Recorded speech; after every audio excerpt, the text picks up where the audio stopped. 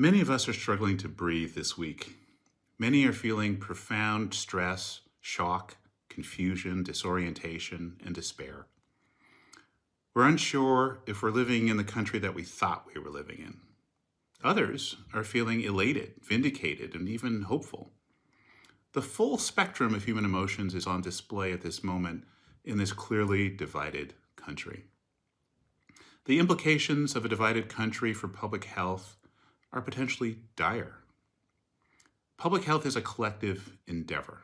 At its core, it requires trust, consensus, and strong human relationships. In order to invest in the health of each other, we have to see and care about each other's humanity and recognize how our fates are inextricably intertwined. We have to be able to listen to each other's stories and experiences and find commonality in our shared human journey. The truth is, we all love and care deeply about this country. It's our home. That is what we have in common. And within that shared love lie the hopeful seeds of solidarity. Those of us in public health that want to see universal health care, universal child care, universal paid parental and sick leave, and a host of other universal policies that will foster meaningful opportunity for all of us. We have to find a way to tell a new story of America, a story of us.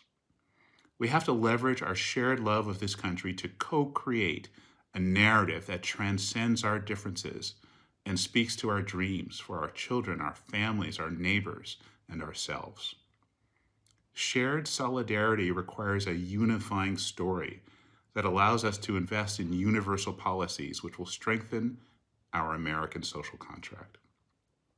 We have to embrace the gift of diversity and harness its power to build a powerful, inclusive, multiracial democracy for the 21st century. A democracy in which we all have real equity and in which we all belong. Public health has taught us that narrative begets policy and policy begets conditions. If we want to change conditions, we have to create a new narrative, a new story of us. The challenges we face, structural racism, climate change, among others, are staggering and existential. However, there are hopeful lights of change all around us. In fact, California has largely embraced a new narrative of inclusion and solidarity. It's by no means perfect, and we continue to struggle here in this state. But the path to equity and justice is never perfectly straight, and struggle is always required. California may well be America's future, and the example of the slow but steady reweaving of an inclusive social contract may hold lessons for the nation as a whole. Over the next few weeks, remember to breathe. What has happened in this election is traumatic to many of us. Our bodies are wounded and in shock. Many of us need time to comfort each other and to heal. But as we work to find a viable way forward, we must remain deeply anchored to our core values of anti-racism, justice, and equity for all.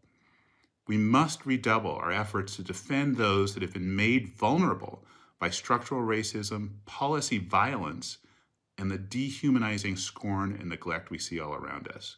We must stand shoulder to shoulder with those who will soon come under scathing attack and vilification.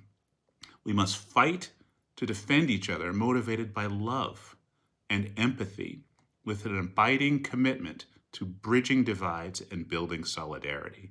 None of this will be easy, but public health lives at the vanguard of this struggle. We are the right people to lead in this moment.